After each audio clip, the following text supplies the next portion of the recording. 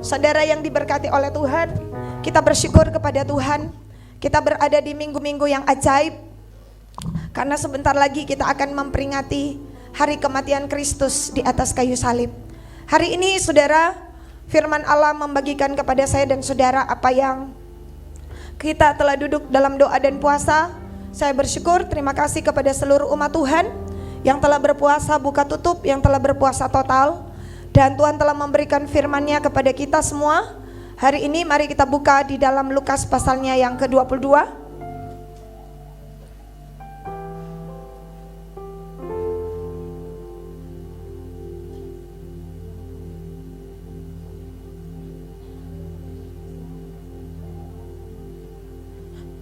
Lukas pasalnya yang ke-22. Lukas 23 maksud saya. Ayat 33. Kemudian sampai dengan ayatnya yang ke-41. Mari kita akan baca bersama-sama Lukas pasal 23 ayat 33 sampai 41. Yesus disalibkan. Saya mulai. Ketika mereka sampai di tempat yang bernama Tengkorak, mereka menyalibkan Yesus di situ dan juga kedua orang penjahat itu, yang seorang di sebelah kanannya dan yang lain di sebelah kirinya. Ayat 34.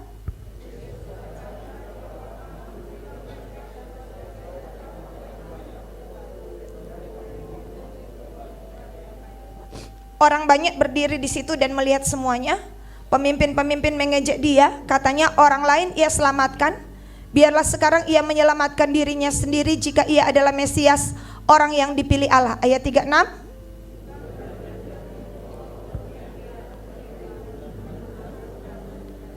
Dan berkata, jika engkau adalah raja orang Yahudi, selamatkanlah dirimu. 38.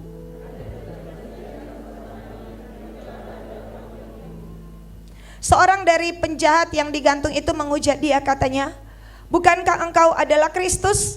Selamatkanlah dirimu dan kami. Ayat 40.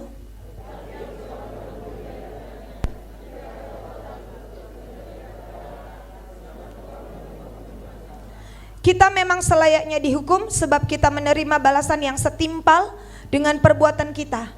Tetapi orang ini tidak berbuat sesuatu yang salah. Saudara yang diberkati Tuhan, apa itu salib? Saudara, ketika pada subuh, ketika kita berada di tempat ini, saudara, Tuhan tiba-tiba memberikan 3 bagian kepada saya dan saudara untuk kita renungkan kembali. Alkitab mengatakan di dalam ayat 40-41, tetapi seorang menegur dia, katanya, tidakkah engkau takut? Juga tidak kepada Allah, sedangkan engkau menerima hukuman yang sama. Ayatnya yang ke-41, ayat 40. Kemudian ayat 41, ada kata hukuman. Ayat 41, kita memang selayaknya dihukum sebab kita menerima balasan yang setimpal dengan perbuatan kita. Tapi orang ini tidak berbuat sesuatu yang salah. Alkitab mengatakan Yesus disalibkan di tengah-tengah, di kiri kanan ada penjahat. Mereka yang penjahat di sebelah kanan mulai menyadari kesalahannya. Dia mulai dicama oleh Tuhan. Dan dia berkata, kita memang selayaknya dihukum, tapi orang ini bersalah. Yang pertama, saudara, salib itu adalah tempat hukuman. Salib itu adalah tempat hukuman. Hukuman apa? Alkitab mengatakan hukuman mati. Yesus dijatuhi hukuman mati. Sedangkan Pilatus mengatakan seperti ini. Pada ketiga kalinya, Lukas 23 ayat 22, kata Pilatus untuk ketiga kalinya kepada mereka, kejahatan apa yang dilakukan orang ini? Tidak ada satu kesalahan pun yang kudapati padanya yang setimpal dengan hukuman mati. Jadi itu, lalu ia menghajar. Jadi aku akan menghajar dia, lalu melepaskannya. Tapi mereka berteriak, salibkan dia, salibkan dia. Jadi Alkitab mengatakan, orang yang terhukum berarti dia berbuat jahat. Orang yang terhukum berarti dia berbuat dosa. Saya dan saudara, saudara, Alkitab mengatakan saudara, saya dan saudara harusnya ada di tempat itu. Kalau saudara lihat tanda di depan ini, tanda salib. Salib itu adalah tempat hukuman. Orang dihukum di sana karena berbuat salah. Tapi toh kenapa saya dan saudara tidak ada di tempat itu? Karena ada seorang pribadi yang menggantikannya, yaitu Yesus Kristus Tuhan. Tempat kita sudah digantikan. Saudara, kenapa? Alkitab berkata 1 Korintus 5 ayat 21, dia yang tidak berdosa dibuat menjadi dosa, supaya saya yang berdosa diampuni oleh Tuhan. Hari ini saudara, Alkitab mengatakan kata dihukum. Salah satu kata dihukum, Matius 12 ayat 36-37. Mari kita lihat. Matius 12 ayat 36 dan 37. Tapi aku berkata kepadamu, setiap kata sia-sia yang diucapkan orang harus dipertanggungjawabkannya pada hari penghakiman. Ayat 37. Karena menurut ucapanmu engkau akan dibenarkan, dan menurut ucapanmu pula engkau akan dihukum. Saudara, Alkitab berkata bahwa setiap kata sia-sia, setiap kata sia-sia, apa kata sia-sia? Apa kata sia-sia ini dari kata apa? Argos. Argos artinya mandul, tandus, mati. Semua kata-kata kita berhati-hatilah, karena kata-kata kita akan mendatangkan kemandulan atau kekesuburan. Kata-kata kita akan mengakibatkan kematian. Jadi argos ini kata, setiap kata sia-sia, setiap kata yang mandul, kata yang kosong, kata yang mengakibatkan kematian. Saudara, itu diakibatkan dari apa? Lidah. Saya dan saudara harus berhati-hati menggunakan lidah kita hari-hari ini. Karena Alkitab berkata, menurut ucapanmu engkau akan dibenarkan, dan menurut ucapanmu engkau akan dihukum. Salah seorang yang pantas untuk dihukum namanya Petrus. Karena Alkitab berkata di dalam Matius pasalnya yang ke-26 ayat 72, kita mulai baca.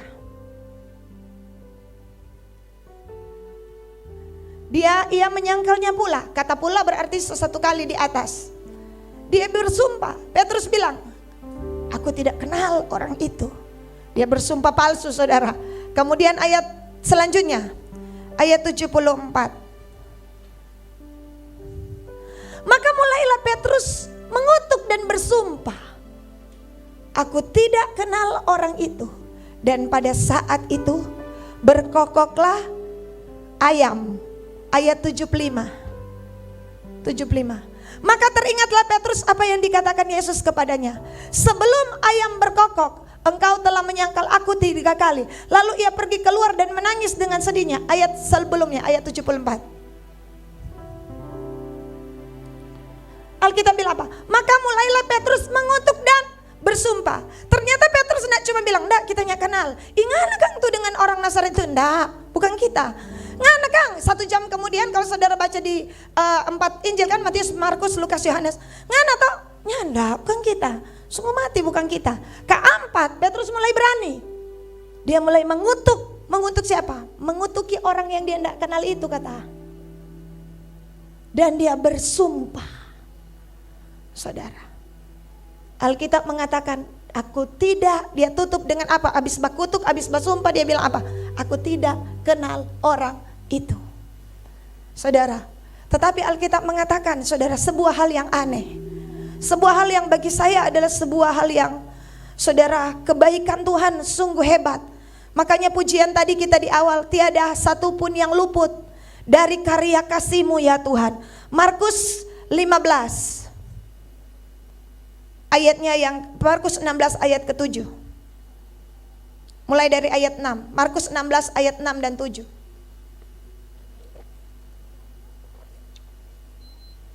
Tapi orang muda itu berkata kepada mereka, jangan takut. Kamu mencari Yesus orang Nazaret yang disalibkan itu. Ia telah bangkit. Ini 3 hari kemudian. Ia tidak ada di sini. Lihat, inilah tempat mereka membaringkan dia. Ayat 7.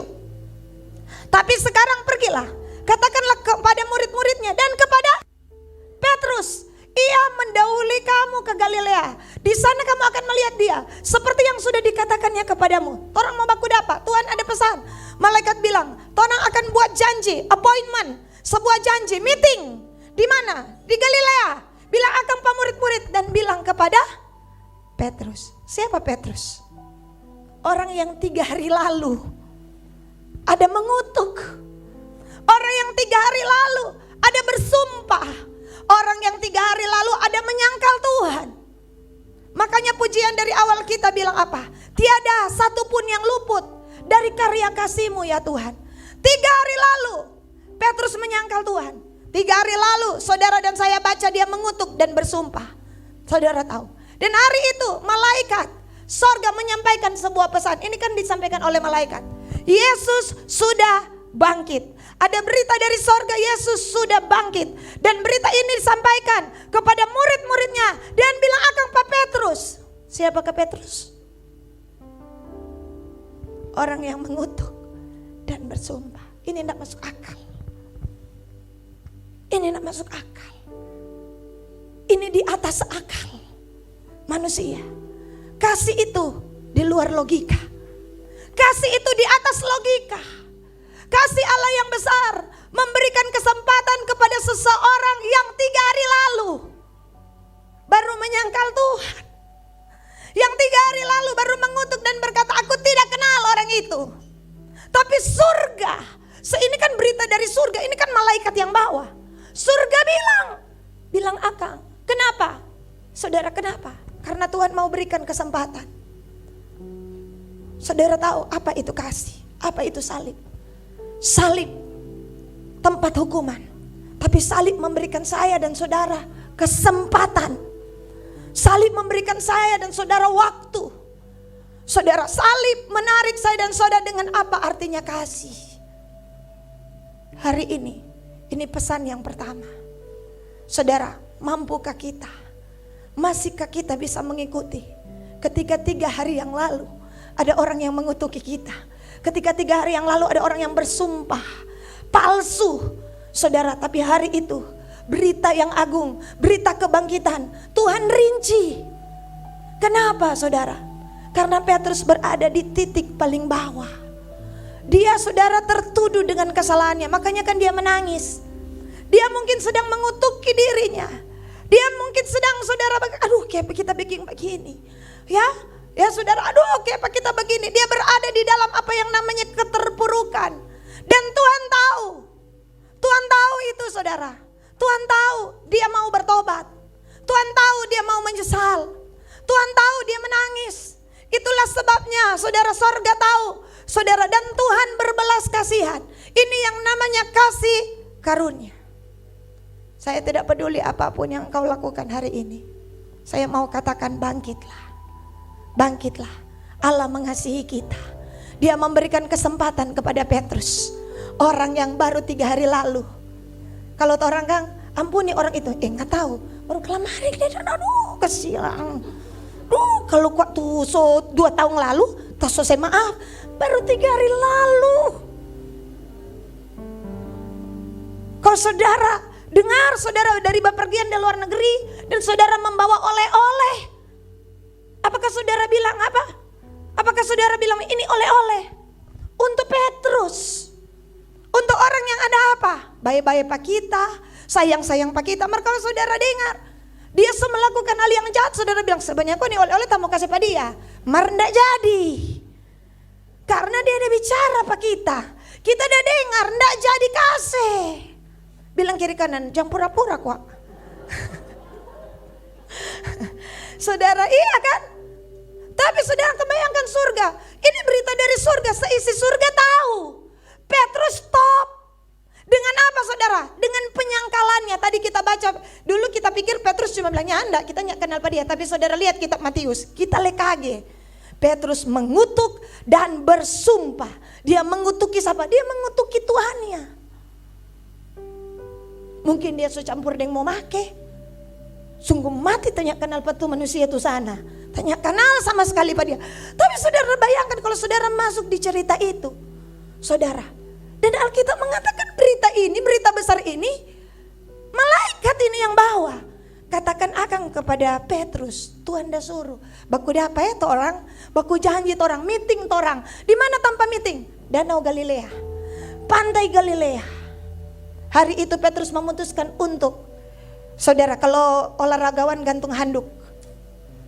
Dia memutuskan untuk meninggalkan pelayanan. Dia merasa sebagai orang yang paling gagal di muka bumi ini. Tapi hari itu Yesus datang ke sana. Kalau saudara baca nanti kali berikut. Tapi saya melihat dalam keterpurukan kita yang begitu dalam, Tuhan masih mau menjangkau kita. Tuhan datang sendiri. Tuhan tidak utus malaikat ke Galilea, enggak. Tuhan datang sendiri. Sehebat apa sih Petrus ini? Saudara, itulah gambaran. Kenapa Tuhan tidak membatalkan janjinya? Karena Tuhan tahu destiny dalam orang ini.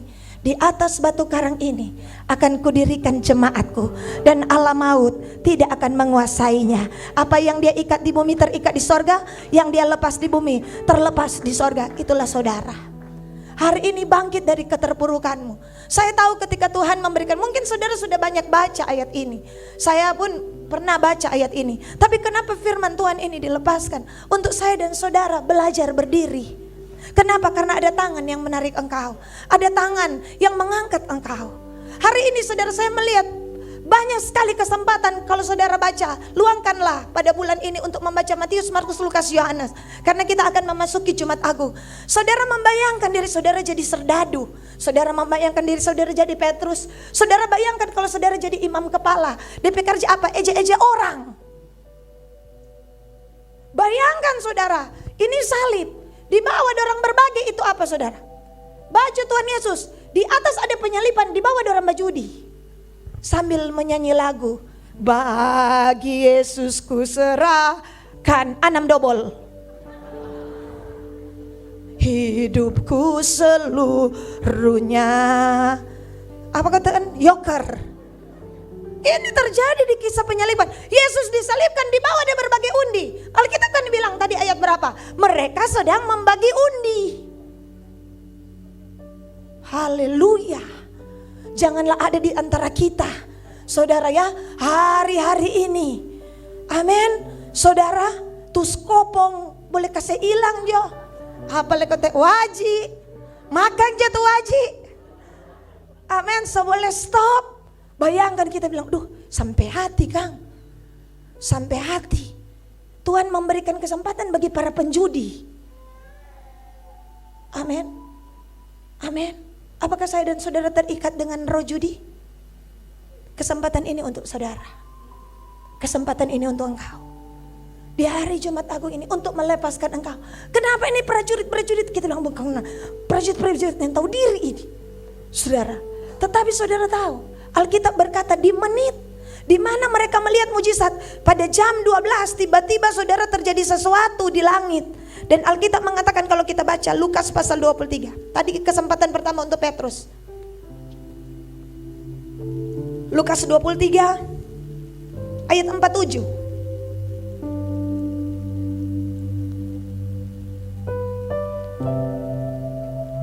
Alkitab bilang apa? Ketika kepala melihat apa yang terjadi, ia memuliakan Allah, katanya, sungguh orang ini adalah orang benar. Saudara, orang yang bajudi tadi ternyata ada yang dijamah Tuhan. Ada yang dijamah Tuhan. Kepala pasukan sadar, oh sungguh orang ini ya orang benar. Sungguh dia mengakui. Makanya saya katakan kesempatan kedua adalah bagi para prajurit, manusia-manusia kejam. Mereka bisa siksa orang sampai orang itu hampir setengah mati tapi belum mati. Saudara, mereka melakukan kekerasan, mereka melakukan judi, tetapi kesempatan itu diberikan juga kepada orang-orang ini. Saya tidak tahu berapa banyak pasukan, tapi setidaknya di antaranya ada yang diselamatkan. Saya berdoa kesempatan ini bagi kita. Mungkin kita melakukan kekerasan, kita melakukan judi, kita melakukan hal-hal yang jahat. Tuhan kasih kesempatan, terserah. Karena kalau saudara baca ada prajurit yang bertobat, ada yang tidak bertobat. Pilihan ada di tangan kita. Pilihan ada di tangan kita. Yang ketiga, Tuhan kasih kesempatan kepada siapa? Tuhan kasih waktu kepada siapa saudara? Ketika peristiwa ini terjadi. Tadi kita sudah lihat kepala pasukan dapat kesempatan.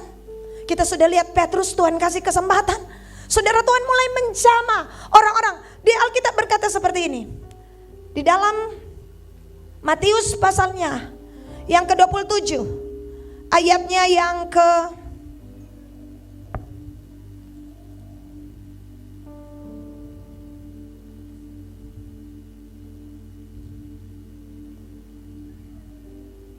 Alkitab bilang di dalam ayatnya, sebentar saya lihat dulu.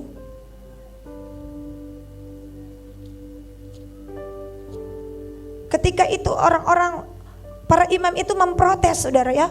Mereka memprotes atas sesuatu saudara ya, yang ditulis oleh Pilatus, bahwa ini adalah raja orang Yahudi. Ayat 43, Markus 14 ayat 43. Mari kita lihat.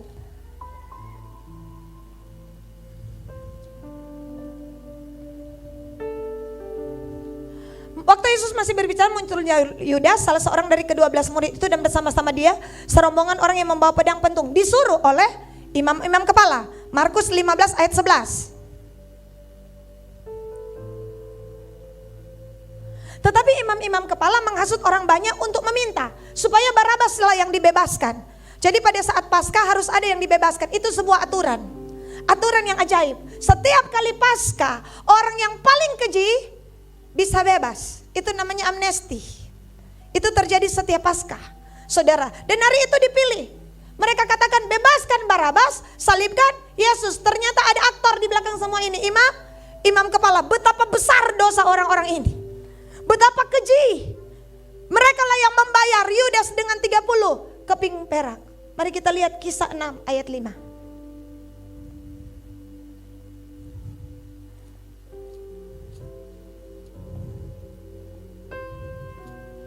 Kisah 6 ayatnya yang ke-7 maksud saya. Kisah 6 ayat 7. Firman Allah makin tersebar dan jumlah murid di Yerusalem makin bertambah banyak juga. Mari kita baca. Sejumlah besar imam menyerahkan diri dan percaya. Wow. Ini kapan? Yesus naik. Hari keberapa ini? Hari ke-50.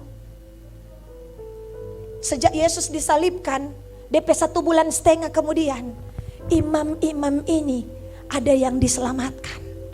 Imam-imam yang tadinya keji, imam-imam yang tadinya di belakang mereka mengatur sebagai aktor yang membebaskan Barabas dan menyalibkan Yesus. Di antara mereka ada tangan-tangan berdarah yang menyuap 30 keping perak. Alkitab berkata 1,5 bulan kemudian sejumlah besar imam menyerahkan diri dan percaya. Amin. Kesempatan yang ajaib kepada orang-orang yang telah berbuat dosa, kepada orang-orang yang telah berbuat salah, kepada orang-orang yang saudara telah melakukan suap, bahkan cuci tangan. Pilatus kan cuci tangan. Saudara, waktu 30 keping perak itu saudara, Yudas lempar, imam-imam lain mau terima, nih mau. Saudara, semua mau cuci tangan, nih mau, orang bilang itu uang darah. Padahal orang di belakang semua ini. Bahkan Pilatus mensakannya dengan apa? Cuci tangan. Makanya sekarang bahasa-bahasa sekarang, oh tuh pejabat sana cuci tangan kok dia. Padahal dia di belakang semua ini menyaksikan bahwa saudara ada orang yang lebih berdosa daripada penjahat-penjahat. Tapi saudara tahu, orang yang berdosa ini pun diampuni oleh Allah. Orang yang berdosa sekali ini pun diberikan kesempatan oleh Tuhan. Betapa baik, tinggal kita memilih apakah kita terima atau tidak. Apakah kita terima, kita datang bertobat. Hari itu firman Allah makin tersebar, kata firman Tuhan. Berarti ada firman yang dilepaskan, ada firman disampaikan. Oleh sebab itu sampai hari ini, Hai Kingdom Vision, beritakanlah firman, baik atau tidak baik waktunya. Saudara, beritakanlah firman kepada tetanggamu, kepada orang-orang saudara. Bahkan ketika engkau memberitakan firman, mereka melempar batu. Oh, berapa bulan lalu kita KKR pernah di Lembe, di sebuah gereja. Saudara, dan seorang menyaksikan kepada saya. Saya bilang begini, Pak Sifrit bersaksi. Ada Pak Sifrit enggak? Lalu itu orang itu dibilang begini. Kita bilang kayak apa? Iya, tuh bapak udah bersaksi itu, tuh hari udah lempar batu 4 orang. Nah sekarang Tuhan tangka ada di mimbar. Saudara ya, Pak Sifrit semulai mengalirkan air mata karena batu menjadi jiwa. Saudara, amin. Amin, luar biasa kasih Tuhan. Kalau mau dipikir, itulah yang terjadi kepada Saulus, penjahat besar menjadi rasul besar. Kepada Petrus, ya saudara, orang yang kurang ajar, ya saudara, orang yang menyangkal Kristus menjadi rasul besar, namanya Petrus. Destiny Tuhan mengubah setiap manusia dari yang jahat menjadi besar. Tuhan taruh destiny yang ajaib, Tuhan taruh dalam hidupmu. Jangan pernah saudara semua itu gagal. Jangan sia-siakan, makanya Paulus berkata, jangan sia-siakan kasih karunia Allah. Bahasa Manado bilang, kalau kalian sia-siakan songoni pesalah. Kalau kalian anggap ya firman Allah itu ya biasa saja, nanti lusa, nanti hari Minggu depan, nanti 3 minggu depan baru kita bertobat, mungkin itu adalah hari terakhirmu. Amin. Kemarin di Lembe ya kita beritakan firman, KL atur, walaupun KL harus mendapatkan cemeti lidah dan sebagainya. Saudara, kita masuk begitu cepat. Saudara menyampaikan firman, boleh di atas 500 orang ya. Minggu itu 3 orang dipanggil pulang oleh Tuhan yang hadir di pemakaman. Kita tidak pernah tahu, DP besok, DP lusa, DP. Yang kita lakukan hanyalah memberitakan firman. Yang kita lakukan saudara. Kenapa? Karena saya yakin pendosa sekali berapapun, seperti imam-imam kepala, seperti Petrus, yaitu seperti saya dan saudara, bisa Tuhan ampuni. Beritakan firman kepada keluargamu, kepada orang-orang di penjara, kepada orang-orang tahanan, kepada orang-orang yang manusia anggap sudah mau bertobat dia. Siapa bilang? Saya melihat sebuah kesaksian dari mafia terbesar di Jepang, Yakuza. Saudara, dan dia berkata, saya tidak pernah takut apapun, tapi hari ini saya takut kepada Yesus Kristus yang adalah Raja. Saudara, oleh sebab itu saya dan saudara cepat-cepat datang pada Tuhan, cepat-cepat berdosa. Dosa apa yang kita lakukan? Suapkah, korupsikah, sesuatu yang jahatkah? Cepat kita bertobat, karena ini sudah waktunya, ini sudah saatnya. Amin. Saudara, salib itu, makanya kenapa saya pakai salib, saudara pakai salib, di rumah ada salib, karena di tempat hukuman itu ada seorang pribadi. Karena salib adalah tempat hukuman, tapi salib juga lambang pembebasan. Salib lambang kemenangan. Salib itu kebodohan bagi orang yang akan binasa, tetapi salib bicara kuasa Allah. Itulah sebabnya saudara, mari saya dan saudara sujud di bawah salib Kristus. Kenapa saudara? Penjahat pun, ya kan, penjahat di kanan dijamah oleh kasih Allah. Bayangkan dalam penyaliban itu kuasa Allah sedang bekerja. Dalam atmosfer kebencian, ternyata firman Allah dan kuasa Tuhan tidak bisa dibendung. Di tengah atmosfer saudara, orang-orang mengejek, orang-orang meludah, orang-orang menghina, menghujat, mencela, mencemooh. Semua dosa lidah keluar pada saat Yesus saudara di kayu salib. Dosa lidah apa yang tidak ada? Diludah, dimaki, saudara baca, dihujat, dicela, dicemooh. Semua dosa lidah saudara dari zaman Adam keluar pada saat Yesus disalib. Seperti panah-panah api yang tajam menghantam Yesus, tapi Yesus cuma balas dengan beberapa kata, ya Bapa, ampunilah mereka. Wow. Saudara, jangan biarkan kita mengulangi kesalahan yang sama. Memasuki Jumat Agung ini, jangan biarkan ada dosa lidah di dalam lidah kita. Sumpah palsu, cemooh, jahat, bersungut, mengejek, mengeluh. Itu semua keluar pada saat Yesus disalib. Coba saudara baca sampai ludah keluar. Kalau lidah boleh keluar, saudara ya, mau keluar ini lidah. Memang lidah tidak bertulang. Saudara, saya melihat, semua dosa lidah kita direnungkan keluar. Hati-hati saudara, mendekati Jumat Agung ada ujian hati. Apakah kita akan mengampuni? Apakah kita akan mendoakan? Apakah kita akan memberkati? Ataukah kita akan mengutuk, mengeluh, bersungut, mencela, mencemooh, menghina, menghujat, mengejek, mengolok-ngolok? Saudara baca rinci jo, pemimpin-pemimpin mengejek dia, imam-imam kepala mengolok dia, orang-orang yang lewat bersuit-suitan, sampai bakukule ada hinaan kepada Tuhan Yesus. Bayangkan. Tapi yang keluar hanya, ya Bapa, ampunilah mereka. Mungkin kalau orang diejek, orang badia, tapi kalau sedih olok, semulai naik kompetensi. Kong sedih tambah dihujat, oh saudara tunggu orang pepulungku. Saudara ya, ini semua, tapi saudara cuma ada keluar, ya Bapak, minta kekuatan daripada Tuhan supaya memasuki Jumat Agung ini ada hati yang bersih, ada hati yang mengampuni, ada hati saudara yang melepaskan berkat. Saudara yang dikasihi dalam Tuhan, Alkitab mengatakan seperti ini dalam Yohanes pasal 19 ayat 38. Yohanes 19 ayat 38.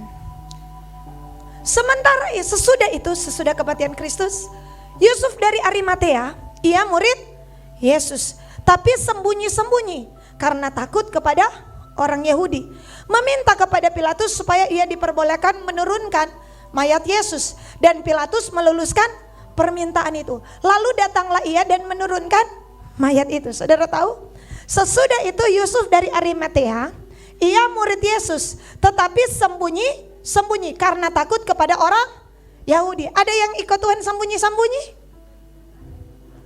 Ada ibadah karismatika ngana nyanda tak cuma ada lewat konta bahoba. Kebetulan orang shooting nyanda kita ndak. Sembunyi. Iyo ibu, takkan pena ibu. pena batulis. Ya, bantar dorang mau pecat. Sambunyi. Ada yang mengikut Tuhan. Kalau Petrus siapa dia kalah? Dia mengikut Tuhan dari jauh. Ada ayatnya. Nanti sebentar kita lihat. Ada yang ikut Tuhan sambunyi. Ada yang ikut Tuhan, coba lihat ayat 39. Ya, juga Nikodemus datang ke situ. Dialah yang mula-mula datang waktu malam. Ini pemimpin besar. Orang kedua di bawah ketua sinode. Yang lain sembunyi-sembunyi, dia datang malam. Kenapa malam? Supaya orangnya lihat. Tak datang doa malam. Kalau doa siang kok terlalu bantar dong mau keker pak kita. Nggak ada di sini. Dulu tuh orang begitu. Sembunyi-sembunyi. Takut orang mau lihat. Kenapa di akhir zaman ini akan ada pengejek-pengejek? Di akhir zaman Nuh ada, zaman Henok ada, zaman Petrus ada. Pengejek-pengejek yang akan berkata, berdoa ngana.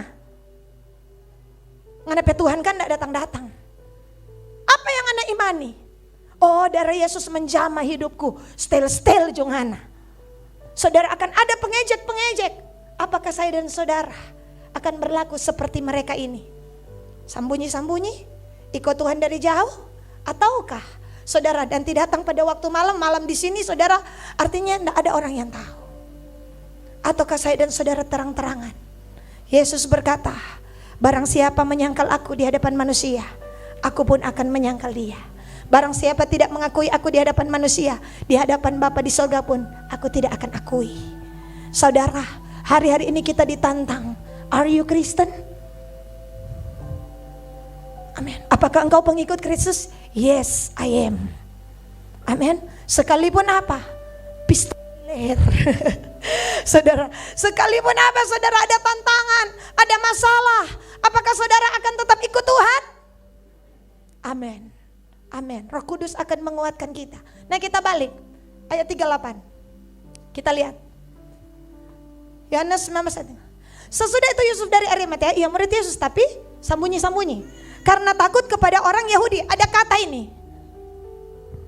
Dulu dia takut. Dulu dia sembunyi-sembunyi. Tapi Alkitab bilang, makanya ada tanda. Sebuah garis menandakan ada sebuah rentang waktu. Di mana dia meminta kepada Pilatus supaya ia diperbolehkan menurunkan mayat Yesus. Siapa dia? Dia adalah orang kaya, memiliki kedudukan tertinggi di dalam bilangan para imam kepala. Saudara, dan Yesus dianggap penjahat besar. Berarti dia sedang mempertaruhkan jabatannya. Dulu dia sembunyi-sembunyi.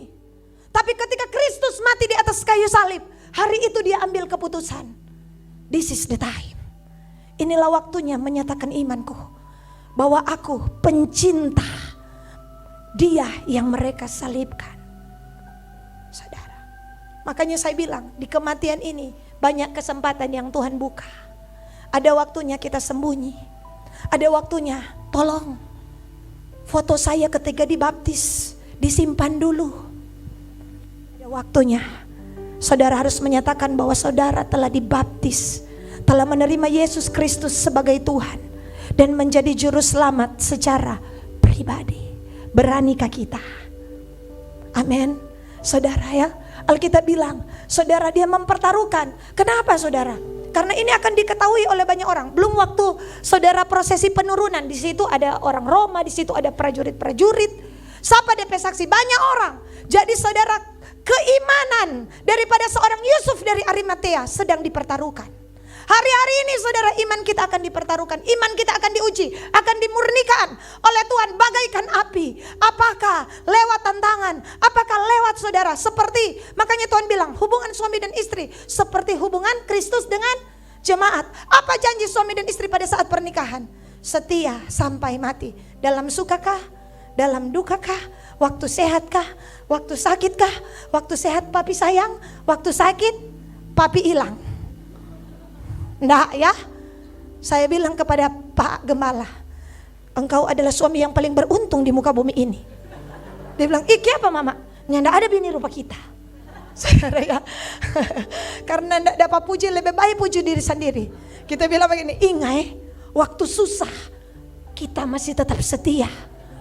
Dulu tong dua pi ibadah baku tola motor karena mau habis bensin. Tak berhenti di gunung apa sana? Masjid Agung. Tapi mami tetap setia. Ingat sayang, kalau so jadi bos, ingat akang pa mami ini kasiang. Saudara ya, karena di dalam suka ataupun duka, di saat tidak ada doi, sayang sekali le pada saat tidak ada doi. Itulah hati para wanita di tempat ini. Amin. Di saat tidak ada doi. Kalau di saat ada doi sayang, semua le boleh. Tapi kalau di saat tidak ada doi, sayor. Dia pergi di pasar, say berapa tuh tomat, say berapa tuh rica. Dia di rumah, dia bilang sayor, kepangannya cuma tidur-tidur. Pak Mas di pasar dia panggil say. Saudara, iya kan? Makanya lalu berapa orang tuh, tak bilang jinja panggil di say kok patu orang di pasar.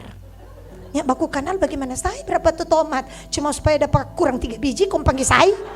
Panggil juga tuh di rumah say. Amin. Say berapa tuh rica dang. Nah, dari apa 50, sekarang kata di Jawa 100.000. Karena saudara panggil say, dia bilang 50.000 Jo. Saudara bilang nah 10.000 Jo. Dia bilang iya tante, asal makan di sini. So panggil saya tidak dapat kurang. Saudara lebih panggil saya itu di rumah. Amin. Saya biar lelah. Mereka saudara bilang sayang, ya semangat dia ya sayang.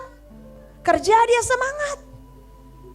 Ada gembala komsel di tempat ini bilang, ibu kita kalau garis pintu, kalau tapi istri marah-marah, ya salah garis, pintu jadi bengkok.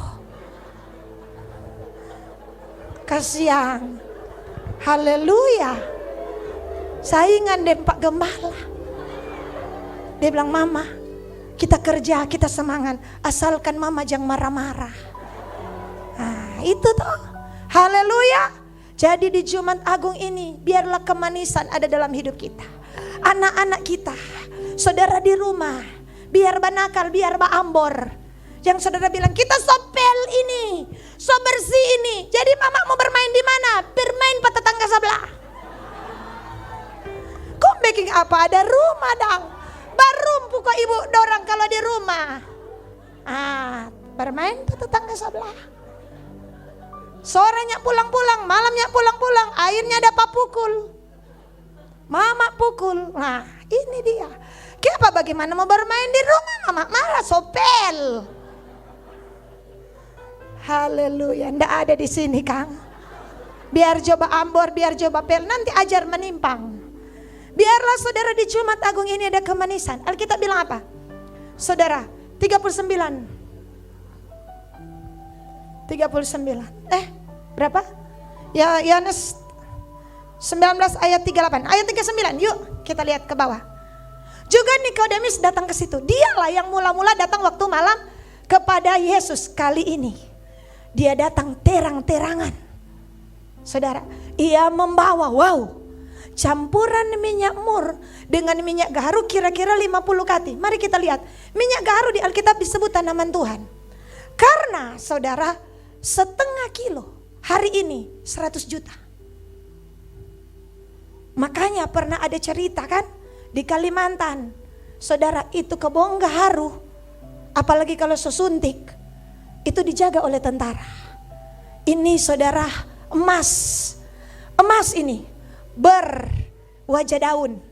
Karena minyak gaharu, beberapa saudara sendok minyak gaharu bisa menghasilkan minyak wangi Paris. Ini adalah saudara minyak untuk membuat minyak wangi. Ini bahan bakunya. 5 sendok saja bisa membuat yang saudara yang dipakai oleh artis-artis minyak wangi. Dan Alkitab berkata minyak mur, campur dengan minyak mur. Mur saudara ingat hanya dibawa oleh siapa? Orang-orang Majus. Ini dipakai pernikahan pada saat raja-raja. Kemudian minyak ini dipakai pada saat Esther dipersiapkan untuk menghadap Raja Ahasveros. 6 bulan lamanya Esther harus dilaburi dengan minyak mur. Karena minyak mur pahit, tapi hasilnya bersih. Saya pernah katakan, ada orang isi di 1 tetes minyak mur di telinga, Dia babataria. Besoknya maaf, saudara, itu semua kotoran telinga keluar. Bahkan ruangan itu penuh dengan keharuman. Bayangkan baru taruh di telinga itu. Saudara, dia campur minyak mur dengan minyak gaharu. Inilah bahan untuk membuat. Saudara-saudara ingat narwastu? Narwastu setengah kati. Harganya 300 dinar. Upah 1 tahun. Jadi gaji 1 tahun boleh beli setengah kati. Kalau 50 kati dong. Kerja berapa tahun? 100 tahun. Pada umumnya. Setengah kati 300 dinar. Ya kan narwastu murni. Ini 50 kati. Atau setara dengan 30 kilogram. Wow. Kalau dihitung dengan harga hari ini 300 M. Dahsyat ini Pangbasam bunyi ini noh. Niko ini memang luar biasa Niko. Niko bawah mau langsung geger orang. Ini 2 orang memang muncul saudara di Jumat Agung ini. Mari persembahkan yang terbaik. Persembahkan yang termahal. Persembahkan karena ini yang dia punya ini paling mahal. Tuhan tidak bukan jumlah. Saudara ingat ya, bukan jumlah. Karena janda, Tuhan Yesus ada di muka peti persembahan, kontu janda kasih 2 peser. Tuhan bilang, ini orang luar biasa. Karena cuma 2 peser itu yang dia punya. Tetapi Nikodemus tidak mungkin kasih 2 peser karena Nikodemus memang kaya. Tetapi ini, saudara dia suka semua, ada jual DP kuda, jual DP apa. Kon dia bawa saya juga kurang tahu. Atau memang harta warisan atau harta simpanan. Yang jelas dia mempersembahkan yang terbaik. Lalu apa yang dilakukan kedua orang ini? Mereka menurunkan mayat Yesus. Mayat yang penuh darah. Dia penuh dengan mahkota duri. Mereka cabut semua paku-paku. Mereka bersihkan. Mereka perlakukan tubuh Kristus dengan penuh kasih sayang dan penuh hormat. Efesus 2 ayatnya yang ke-16.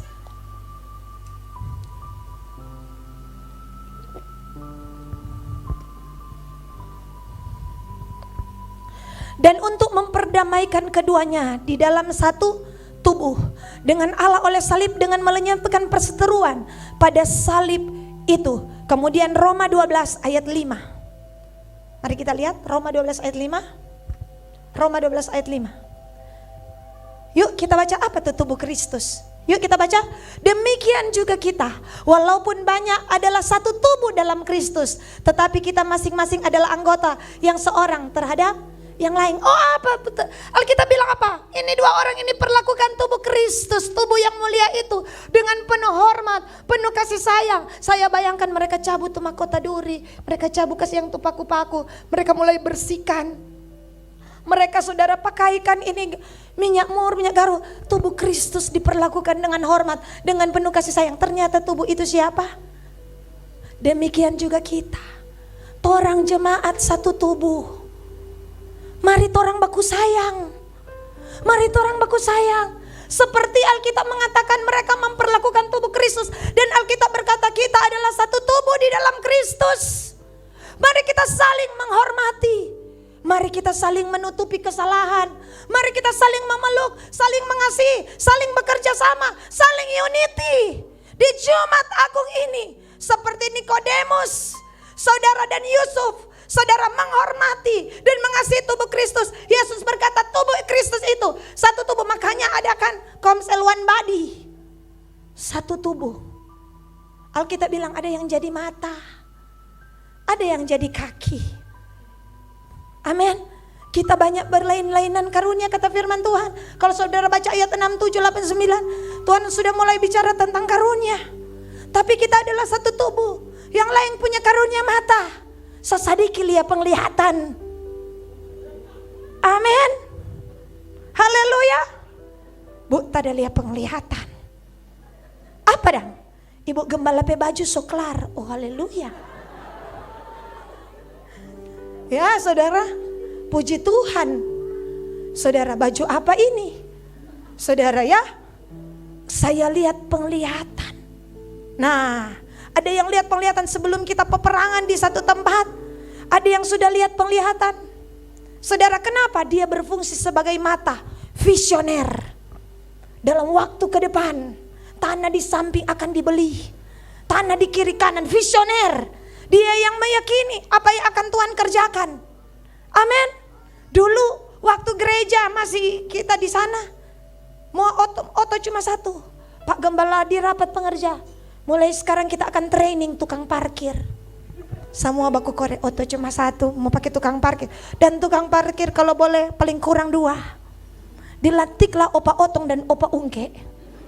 Dan setiap bulan, setiap minggu memasukkan oto 1. Pulang kita bilang, Pak, kenapa mau pakai tukang parkir kuat? Yang ada lain, karena ke depan jiwa-jiwa akan bertadangan. Kalau orang tidak siap, bantar orang yang datang dengan oto, orang di dalam tidak konsen, ingat-ingat dong oto baru di luar. Jangan jatuh akang mangga, ya, jangan ini ya. Saudara, jadi mesti ada. Jadi tuh hari ini banyak orang datang, saudara ya, yang lain parkir, yang naik, yang lain lewat, alias naik Grab. Saudara, tetapi kan tetap. Nah saudara, visioner, ada visi ke depan. Apa yang akan terjadi ke depan? Itu orang-orang yang tipe mata, bisa melihat. Waktu orang pelayanan di Gorontalo, ada yang sudah kasih bocoran kepada saya, Bu, nanti di sana ada ibu DP suami lebih dari 3. Tuhan kasih apa saudara ya? Lebih dari 3. Dan dia ada tunggu 4 orang mau KKR di Gorontalo. Orang pergi di Gorontalo. Orang KKR antara perbatasan Palu itu kan Pendeta James. Semua tutup, kita bilang di sini ada seorang ibu. Engkau mau ke Manado tapi tidak jadi sesuai dengan penglihatan itu. Dan maaf, engkau telah menikah di atas 3 kali. Maju itu ibu, menangis dan bertobat. Saudara bayangkan. Tapi ada yang jadi kaki, cepat dia bergerak. Ya pergi di Lembek, cepat kaki so di Lembek, kaki ini KKR di sini, apa dia kaki. Di dalam tubuh iya dia jadi kaki. Ada yang tangan, dia apa saudara rajin sekali. Atur jadwal, atur ini, atur tim. Ada yang tipe mulu. Bicara terus, berdoa terus dan bernubuat. Marah-marah terus. Saudara ya, karena apa? Semua tidak sesuai aturan. Ada yang tipe telinga. Saya dengar suara Tuhan. Amin. Bawa orang kata ibu, mau KKR di Lembek. Kita bilang tunggu. Ibu, Tuhan berbicara. Mau KKR di Lembek, sementara itu pandemi. Tapi dalam hati mau bikin bagaimana nih KKR sementara ini pandemi. Tapi Tuhan berbicara ibu. Dengarkan suara Tuhan. Amin. Saya berdoa kepada Tuhan. Makanya saudara di ruang tahta itu banyak bocoran. Dan saudara tahu 3 minggu kemudian diawali KL ini yang pimpin. Mau KKR bu, ditanya di mana? Di Lembek. Dia bicara bagaimana? Pas sampai langsung KKR. Gelar apa? Langsung ambil mic. Saudara ya, ada tuh di satu tempat kira tanpa disco kan banyak salon. Dia tuh stop di sini. Tapi mau apa di sini? Di sini tuh tanpa KKR. Kok mana DP orang? Tunggu nanti tuh orang panggil. Shalom saudara-saudara. Datanglah. Sekarang hari ini adalah hari pertobatan. Saya adalah poluan, tapi saya memberikan hidup bagi Tuhan. Datang tuh orang-orang. Tuh orang KKR sampaikan Injil, pelanteng. Sudah habis itu tong pindah tanpa. Ada yang model begitu, tapi ada yang harus disiapkan. Ini tuh tipe tangan, dia harus atur semua.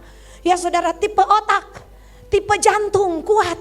Ada yang jadi jantung, penopang. Biar banyak tantangan dia bilang, maju ibu gembala. Biar banyak pakai apa, DP jantung kuat. Amin. Haleluya. Jadi kita ada di tipe yang mana? Amin. Ada yang ringan tangan, dia angkat sesuatu. Dan juga apa? Banyak memberi. Saudara, jadi kita ini tubuh Kristus. Tapi tubuh ada kekurangan, ada kadang-kadang mata jasaki. Hati jasaki. Kadang-kala kaki ada luka. Kalau kaki ada luka biar mau suruh dia ini mau berjalan. Nah disitulah perlu kita saling membalut, saling menasihati, saling mengobati.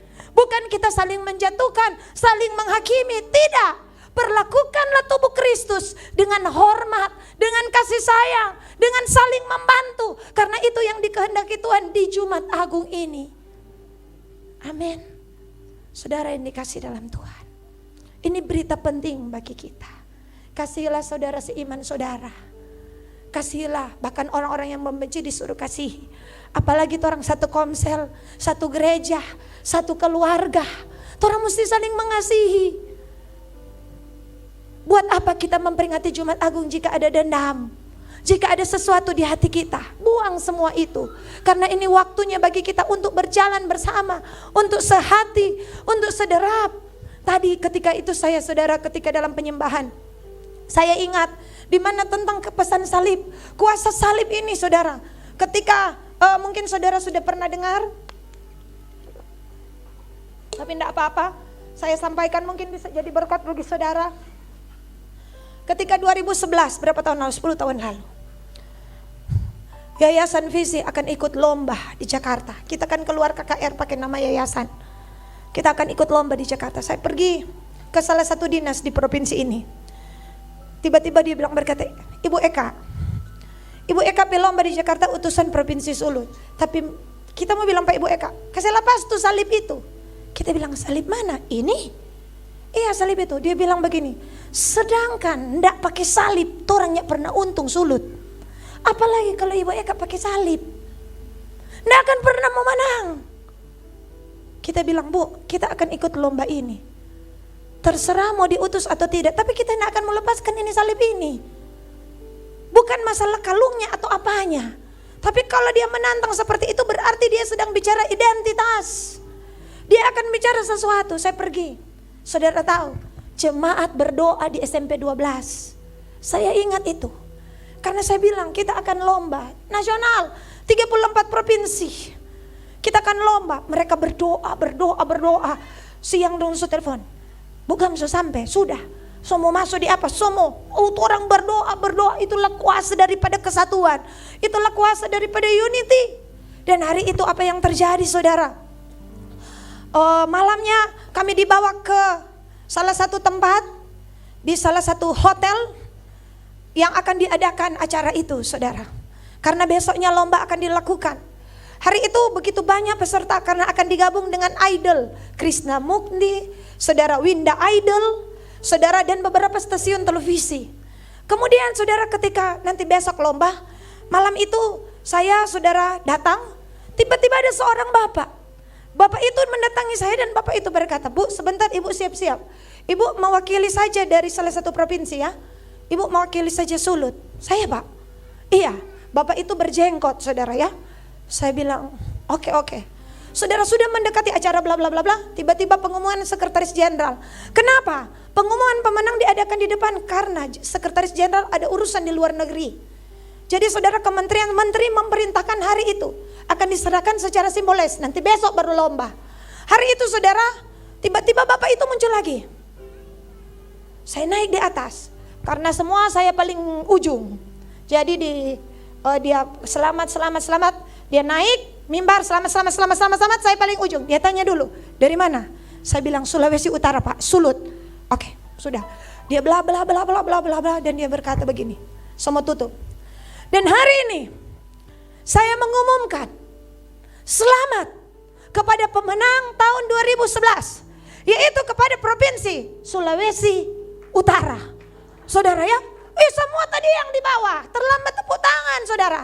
Kenapa? Karena belum lomba. Lomba nanti esok. Mungkin Tuhan taruh di ujung, nah semua kan lain dia soalnya ingat. Dia ingat apa kita di ujung Sulut. Lalu iya saudara, ini kejadiannya tadi direkam oleh Metro, direkam oleh kita kaget. Dia bilang selamat kepada Sulut. Dia bilang, oh Tuhan sedang membuktikan ini salib. Tuhan sedang membuktikan kuasanya. Maaf, yang duduk di lingkaran bulat depan adalah dari Aceh dan Jawa. Mereka protes. Ini kan belum lomba, kenapa Sulut udah menang? Kita bilang begini, ini noto ayat lebih daripada pemenang. Dan saudara, diserahkan simbol. Itu apa itu tuh seperti kardus yang warna putih, foam itu. DP2 itu naik. Yang lain saya bilang berapa? Saya lupa, tahun 10 tahun lalu. Saudara, diserahkan itu dan piala. Saudara ya, piala diserahkan kepada orsos terbaik. Saudara, saya terima, saya gemetar. Bukan soal jumlah, piala pun ukurannya begini saudara. Tetapi saudara, Tuhan kasih penghargaan. Tuhan kasih saudara. Dan ketika turun saya bawa. Yang lain bilang begini, Pak, kepada panitia, kan lombanya nanti, pialanya kenapa yang lain? Kalau kami bagaimana pialanya? Pak sekretaris kan sudah mau berangkat besok. Panitia jawab, pialanya kalau kalian menang nanti ambil sendiri. Saudara, saudara tahu itu kuasa salib. Tidak main-main. Ketika kita mengakui Kristus, saudara ya, dan besoknya lomba harus menang. Ini so terima kok enggak mau menang. Saudara, iya kan? Saudara boleh saya naik itu bus, saya duduk seorang diri. Kenapa? Tidak ada yang mau duduk di samping saya ingat itu. Tidak ada mau, orang-orang naik dan melihat saya. Kita bilang, aduh kita ini orang aneh atau apa? Saudara, iya saya merasakan itu saudara ya. Saya naik dan terakhir mereka katakan, tunggu satu orang lagi. Tiba-tiba naik, Bapak itu lihat-lihat. Sudah tidak ada tempat duduk, dia duduk di sebelah saya. Karena perjalanan agak jauh itu dari Bidakara, saya ingat dari Bidakara. Ketika duduk dia tanya begini, dari mana? Saya bilang dari Sulut. Oh iya, yang dapat tadi ya? Iya. Oh jadi bagaimana? Dia ngomong sudah turun. Besoknya jurinya 3 orang, semuanya profesor. Yang satu yang menghubungi saya waktu awal, janggutnya segini. Yang 2 ternyata orang yang duduk di samping saya. Bayangkan Tuhan, itu karena apa? Karena doa. Sedangkan sana di SMP 12, sudah kumpul ulang do berdoa akang, ulang doakan Ibu Gembala. Saya saudara ingat, makanya saya tadi menetaskan air mata.